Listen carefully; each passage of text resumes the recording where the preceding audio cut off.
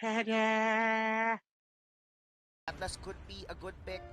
And pwede rin nila yun magamit like especially dahil mag-uube strategy dito ang Nightmare. And wow, sabi nyo guys, this came from the Blacklist International book na ginagamit ngayon ng Nightmare. Execration, kung sino mang may team na sabihin na natin talagang sanay na sanay na humarap sa ganitong strategy, sila yon.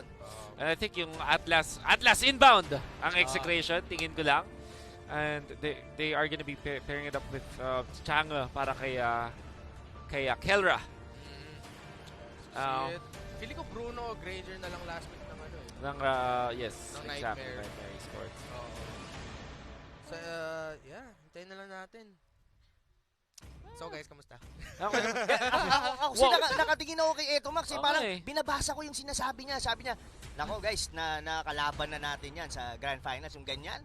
Alam nyo na kung anong gagawin dyan. So, this is the Akai. Okay. Ito yung yung medyo madami din na during the Grand Finals na it could have been. Since Hylos yung naging pick nila during that time, Akai and Lancelot would be a perfect fit para dito sa side ng Execration. So what will be the final pick dito ng Nightmare? Either Granger or Bruno.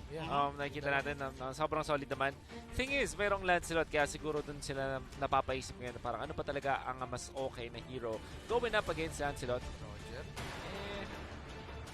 Kaso Lancelot yung counter sa Roger. Roger Tol, no? Roger. Oo. Pero hindi, nilalagay ko lang yung sarili Pero ko. kasi baka hindi nila nabasa yung versikulo. Ay, sa bagay. Hindi naman nila. Tagalog yun eh. Tagalog yun, hindi nila nabasa yun. Oo nga no. O, diba? So, Granger sila. Alam nila. Granger tol. Granger Tol. Okay, so literally, it is Execration versus a Blacklist International cosplay lineup in Nightmare Esports. Tama. But, di natin pwede sabihin na isusulat na ang panalo ng Execration dito. Dahil MSC pa rin to eh. We don't Nakita na natin yung sorpresa na nilabas kanina ng Impunity. Baka maglabas naman ng surprising dito ang Nightmare Esports. So Execration will do their best to make sure that doesn't happen. Nightmare Esports, their lineup is very familiar. Para sa ating mga Pilipino, yan ang mga, if I'm not mistaken, the top picks for Literally drafting top ng picks. Blacklist International. Tama ka dyan. Literally a blacklist draft. Yes. Pero we all know that this kind of draft coming from Nightmare, wherein yun nga, sanay tayo na makita to with Blacklist, is that this works during the mid-game, lalo na pag nagsasama-sama na sila. Kaya nga natin nabuo yung ube strategy na wherein magsasama na doon yung Estes together with Rafaela and the Granger. Pero for Execration side, magaling sila sa mga ganitong klase ng mga counter-engage. So ang gagawin nila pagka nagamit yung mga heals nila, saka pa lang sila magsa-strike. Yeah, and then at the same time, paano gagalaw ang Execration sa mapa? Yung ginawa nila sa Blacklist International nung Grand Finals natin is split it lang. Yes. Hindi nila hinanap yung laban kontra sa Blacklist. Nag-split lang sila ng mapa. They went for the map control and yun tuloy eventually na-punish yung Blacklist International. So let's see if yun ulit yung gagawin ng Execration. Wolf, para sa'yo, yung presence ng Akai dito ni Chaknu, is it gonna be disruptive enough sa team fights? Yep. Nakita na to ng isang team na mula sa Pilipinas, ang Onyx PH laban sa mga Estes types of draft at naging successful ang Akai kumbaga ni Chakno. And apart from that, yung presence, yung ultimate nga naman which is the Hurricane Dance, hindi lang naman siya dun sa Estes and Rafaela effective. In fact, pwede rin siyang mataas na pressure dun sa Granger and dun sa Harith. Yeah. Alam natin kapag walang Purify ay magkakaroon ng maraming problema laban dun sa ultimate yan ni Akai. Additionally, ang ginawa nga lang ng Nightmare Esports ay binibigyan nila yung lane ni Claude. This is a very good adjustment mula sa Nightmare Esports. Ilagay nila si Rafaela kasama may Harith para mahirapan na si Kelra.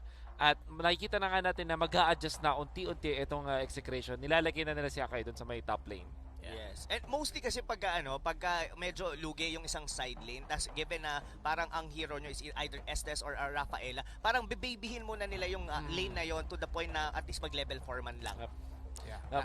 Harith has to be watched out for here for Execration. Yung late game dito, mataas yung potential nila para sa Nightmare Esports. And good adjustment so far. Kailangan i-watch out to kasi yung Harith Estes ang mukha siyang hindi ganun kalakas, pero yung Blacklist International, ilang beses na silang nanalo ng mga games na mukhang hindi nila ipapanalo dahil lang sa comfort na binibigay mo sa isang Harith plus Estes. Yeah, ang daming slows, then at the same time, you have movement speed increases and healing. Yun na lang natin kung sapat yung damage ng Execration, especially the Claude on our end. Pero si Chaknu, getting that stun in, pero still early game, so hindi pa itutuloy ng Execration yung laban na yun. Pero I like this focus galing sa Execration doon sa top lane para maka-farm na mas mabilis si Keller or ma-force back dito si BZ at si Achilles. No Hurricane Dance yet para kay Chaknu. They're gonna get zoned out a bit. Pero ngayon nakita ng Nightmare Esports na yung jungler ng Execration ay nasa taas. So they have a bit of an opening para mag-position dito sa mid lane. Yes, and yeah, sinubukan nila doon, no? With the Blender and a 1,000 pounder combo, kaso hindi nag-land. Potentially sana that's gonna be a good kill for KelVJ. That's ready na siya, level 4 na rin siya at that point. So ngayon, it looked like Nightmare Esports ang mas magkakaroon ng way at least to try to get the first turtle dito against Execration. Pero ready ang Execration. Ready. Renjol going around to the backline. Watch out for that Paquito. It's gonna be really disruptive. Pero na-force out dito yung Execration. Ginamit na yung Desernata and the entry by KelVJ and Execration. Nahuli nila yung turtle doon. Tingnan natin kung makukuha ng kill dito ng Execration. Renjo hinahabol ng mga miyembro ng Nightmare. Jasbin as well na zone out yung mga iba sa Execration. So that means Renjo ang unang kill dito para sa Nightmare. Yes, that was a trade technically since na pick off doon si Renjo. Pero kung papansinin mo, Nightmare Esports, they tried to use 2 ultimates doon just to secure that turtle. Sinubulan nila with the Death Sonata, nilagay nila yung Electro Final Blow doon sa mismong turtle. But, well, KelVJ still has the better advantage coming from the Thorn Rose and given the Retribution na secure nila yung turtle. Yun nga lang naiwan doon si Renjo during the team fight. And I have to comment Jasmine sa ginawa niya doon na siya talaga yung nag-zone out doon sa backline ng Execration. So hindi nila matulungan si Renjo dahil sa Benedetta. Renjo with the execute. Pakito, kamuntikan bang mabigyan na si Jasmine nga ni enough sa threshold ng ating execute. Speaking of items, nakita natin ngayon si KelVJ na ipa-prioritize. I think hindi mo na siya magbuboots for the Raptor Machete first. That's exactly what happened. Samantala, si Keller naman working his way sa first item niya, which is more than likely of DHS. I like the itemization of Kelra dito. No? He went for the tough boots kasi alam niya yung poke damage from the Harith. Then, he went for Azure Blade. Pero mamaya na yan, the Hurricane Dance. What a play there by Chakno, pero yung Purify na commit na dito. So, walang Purify yung Harith. So, pwede mag-round 2 ang Execration kung gusto nila gawin. Hurricane Dance already committed by Chak doon sa umpisa, kaya muntika na ma-pick off doon si BZ. So great attempt there by Execration, pero maganda din yung response ng Nightmare Esports, walang napitas sa kanila. Yes, and medyo nagiging slow yung early stages of the game natin, though the tempo is still I believe para sa Execration. That's a pick off for Jasbin by Renjo. Pero nakaabang ngayon dito yung mga members ng Execration. Another turtle fight. And right now mas maganda yung positioning ni Chaknu. Straight access into the back line.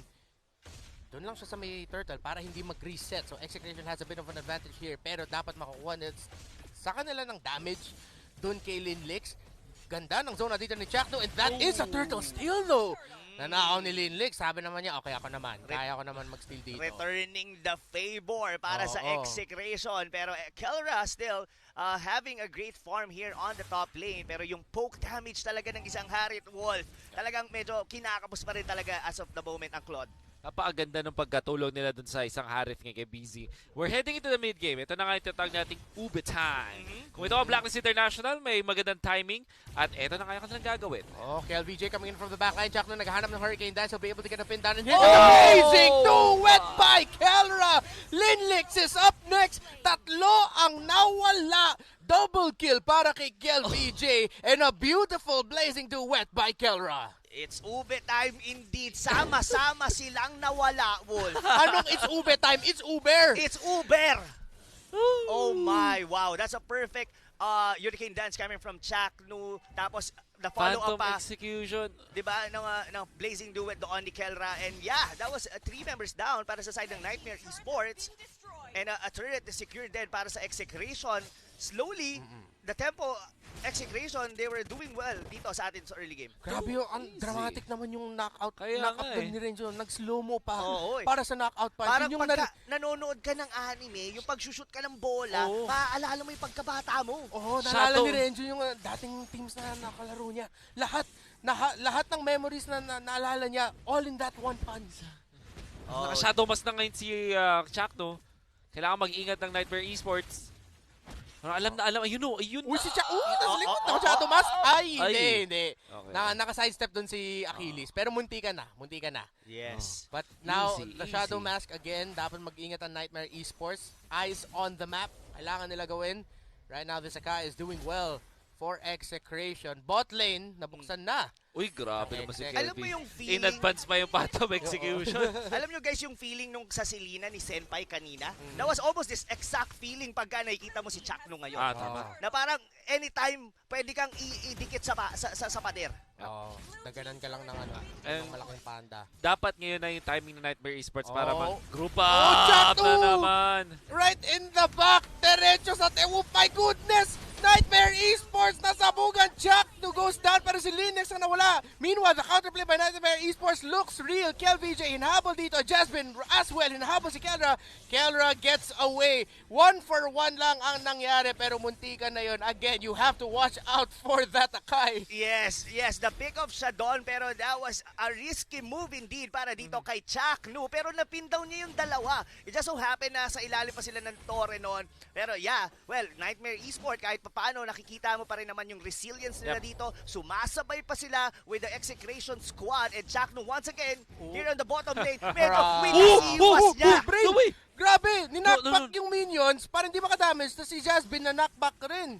Kulang pa sa kanya yung yung ginawa niyang tinulak niya lang yung mga siege minion. Gusto niya may konting pin down pa dun sa Benedetta. Styling with the Akai. Buti na lang din. I mean, fortunately para kay Jasmine, malayo-layo pa si Zapno. Pero imagine mo yung real world manipulation doon! Ako po, the damage coming out from this Lancelot. KelVJ will be able to get away and that is gonna be Zapno backing him up. Yung real world manipulation, Ito si masyado Chuck. masakit. Pero ito na naman si Chakno, Hurricane Dance. Palayo though, si Busy and Achilles and Renzo KelVJ will not be able to deal damage. Pero the control, the momentum ay nasa side pa ng Execration. Grabe si Kung Fu Panda rito, guys. Talagang, alam mo yung parang pasok lang ng pasok. Kada cooldown ng Hurricane Dance, walang sinasayang dito ang Execration squad. Regardless, kumbaga, nagamit nila yun. Yes, walang na-pin down doon si Chakno. Pero almost mabasag nila yung torre. Nagagamit nila pan-zone out. Ngayon, nadidisrupt dito ang Nightmare Esports. Nawawala sila sa sarili nilang formation. Oo. Sila nag-uube, Execration nagpo-push. So again, this is exactly what they did nung kinalaban nila ang Blacklist International sa finals. And then at the same time, again, na-mention nyo yung dati nag-pick up sila ng high loss and now this time, it's the Akai they got to pick up in a sort of a similar situation na naranasan nila in one of the final games, or I believe that was the final game of the finals. And so far, grabe, yung Hurricane Dance ni Chakno on point, pang disrupt, pang palayo, pang padikit, everything is going well for Execration right now. Kuha pa yung purple buff naman ng KelVJ. Tempo is key para sa Execration. Hindi na sila titigil. Uunahan nila yung ube. Hindi makakahinga yung Nightmare Esports. Kailangan nilang mag-ingat! Chakno na naman! Real world manipulation! At saka yung blazing duet, nakita ko na to! Nangyari na to, pero mas marami yung kills na kukuha ngayon. Pero Nightmare Esports hindi pa natutumba. Lumalaban pa sila. Double kill para sa Benedetta. Oh no! Execration na turn around dito. Nightmare Esports the response.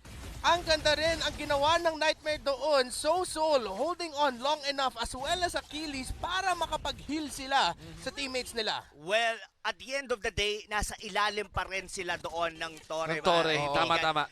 Yes, ang ganda sana ng initiation coming from the Hurricane Dance. Na follow up yun ni Zapno with the real world manipulation. Pero the mere fact na nakakapag-micro ang mga members dito ng Nightmare Esports under the turret, yun yung naging problema para sa Execration. Saan naging problema kasi pag under the turret ka tumalon bilang Akai at na-pin down ka, parang nanonotice kay parang mag-stay ba ako sa torre o sasarguhin ko na lang to palayo. And unfortunately, para sa Execration, sinargo na lang nila. Kasi dahil doon ay walang nandoon sa loob ng real world manipulation at kaya din naman nalugi yung Execration. Yeah, then at the same time nakita din natin yung pag-boost ng movement speed working out really well here for Nightmare Esports with engages like that. I think that's one of the reasons kung bakit nahirapan medyo si Chakno na makapin down na mas marami pa. Yeah. Dahil naka-movement speed buff yung iba. Tapos, meron din slows coming in from the Estes, yung Zaman Force ng Harith. So, maganda din yung pang-response ng Nightmare Esports sa laro ng Execration. Agree with the movement speed. Lalo na doon sa Hunter Strike. It's a perfect item Ay, coming oo, from oo. Lin Lix na nakaka-micro siya, nakakagalaw siya over all the team fight. Hindi lang rondo yung kanyang parang assurance just to get away on certain team fight. Pero for Execration right now, they still have the tempo and could potentially try to take this turtle. Yep. Pero they have to play it a little bit slow. Kumbaga itong Torres sa gitna na to, they might want to put it down or at least wag silang lumaban ulit sa ilalim ng Torre. Ang ganda ng items na napili ni Kelra. Going for Thunderbelt for little bit of sustain, tapos may slow na rin mula sa mga speed boost at na-trap nila si Achilles. Achilles with the stun, Holy Baptism, pero siya pa rin ang napitas doon ng Execration. A kill for Kel VJ. Achilles is down 5 versus 4. Ano gagawin na ngayon dito ng Nightmare? Si Renzo nagsisplit push, pero ito yung Blazing Duet ni Kelra. Real world manipulation rin. Yun, a kill onto Achilles. So wala nang healers dito ang Nightmare Esports. There could be another kill for Execration. That is another kill. BZ ay nawala. And ngayon, Execration, nakuha nila yung target na gusto nila kunin. Isa sa mga healer, lugi na ang Nightmare Esports. Lugi talaga sila. Ununtog. Napalayo ni Chakno doon yung Nauntog. Rafaela. Na-pick up nila. Nauntog pa doon si Jazz Bin and a perfect real world manipulation a while ago kay Zapnu. Isa-isang napitas dito ang mga members dito ng Nightmare Esports, and it looked like parang ayaw na maglo-lord ba ang Execration dito, or they would want to at least get an outer turret or rather a base turret sa Nightmare Esports. It's all for them for the taking, pero ngayon Execration, they would want to play it disciplined. Mas magiging maingat ngayon ang Execration dito, pero mukhang magko-contest ang Nightmare. Nightmare is close by. Execration, hindi nila nire-reset yung lord dito. Real world manipulation para pang zone out. Achilles, susubukan niya ata mag-Holy Baptism, pero hindi. Mask. Hindi na enough. And Chaknu with the 1,000-pounder forward. Soul gets taken out at Execration na naman. Victory after victory. Nakakuha ng pick-off, nakakuha ng Lord. 20 seconds bago makabalik dito si Estes. So, this is gonna be a full 5-man defense pa naman para sa Nightmare Esports. Yes, and well, they have a decent minion wave clear. Meron silang mga Electro Final Blow para dito kay Jasmine. Meron din sila ritong si BZ, which is the Harith, could potentially take the first Lord. This is a Luminous Lord, mind you guys. Pero the question is, what will Chakno do? Kasi siya yung nagiging X-Factor talaga dito sa Execration. Yung mga pick-off na nagagawa nila, it's all about this Panda. It's all about Chakno getting the place. Pero right now, sugod ngayon ng Lord. Whoa. Pero binigyan ng konting Lord dun sa may top lane. I might say that Nightmare Esports, they could potentially defend yon. Pero look at the faces ngayon ng mga membro ng Execration. Hindi ko alam ko na yung kasi parang nag-overheat ata yung ano. Oh, Masyado naku, mainit. hindi Masyado mainit si Kuya Zap. Baka hindi nakapag-charge si Kuya Billy. Yung nag-restart. Masyado mainit. Tingnan niya yung replay. Watch the replay. Watch the Oppo instant replay, no? Pero medyo nag-restart, no? Pero mahalaga kasi syempre yung real world manipulation ni Kuya Billy dito eh. Oo. Yun, kung papansinin mo, si Chakno, siya yung kadalasan na pumapasok. Pero once na makita ni Zapno na may naipit na, matik na kagad nilalabas yung swimming pool. Oo. Doon. That's a real combo. Dami kasing ways ng pang-engage ng Execration. Kaya din masasabi natin na kabisado nila yung anti-ube strat, which is either counter-engage ka or i-double down mo sa engagement, sa pag-engage, pag-start ng fights. For example, dito sa lineup ng composition ng Execration, ang pwede nilang ipang-una ay yung talon ni Chakno. Pero pwede rin gumawa sila ng mga mix-up katulad ng unahin si Kelra para yung counterplay ni Chakno ay mas maganda. Kasi parang inuna mo si Kelra, magko-commit yung kalaban or mag-heal sila, and then tsaka tatanong si Chakno na mas magandang play. So, ang gusto ko lang sabihin dito ay marami silang ways para simulan yung laban. Hindi katulad nitong sa side ng Nightmare Esports na Ube Strat na parang at the mercy sila na nauna sila dun sa pwesto. So, isipin nyo rin guys, sino bang magka-cancel ng Blazing Duet doon ni Kelra? Wala, hindi niya nga kinailangan mag-purify. Just use the AGs. He's actually tanky enough, and his damage is overwhelming right at this point. So, yeah, para magagawa na lang ng Nightmare Esports doon is yung sobrang swerte. Hindi naman sa swerte, pero mahirap gawin na holy baptism habang nagbe-blazing duet. Yes. Yung ultimate ni Rafaela, yun yung makakahuli doon. Pag Pero nagbe-blazing hindi duet na si mapipigilan. Kelra. Pero hindi mo pipigilan, pero mahinto mo pag hinahabol ka. Pero si Jack na naman, grabe na huli si Jasbin. That is gonna be another kill, a mega kill para kay Kelra. And for Execration, wala nang inhibitor turrets dito ang Nightmare Esports. What was once a nightmare for Execration nung nakalaban nila ang Blacklist International dun sa Grand Finals is looking like a dream here in the MSC group stage. Look at that. All of the damage, all of the control is on the side of Execration, pero sustain line na pa rin nakalaban mo. Tignan natin kung magta-tower dive. Jack! Oh my 2,000 pounder! Diretso sa likod! Blazing duet! Everything in between. Tatlo ang nawala. Double kill. Execration takes game number 2. They will be the first team to secure the upper bracket in MSC 2021. Wow! What a comeback! Hindi comeback sa laro, Hindi. Comeback para kay Billy, para kay Zapno. What the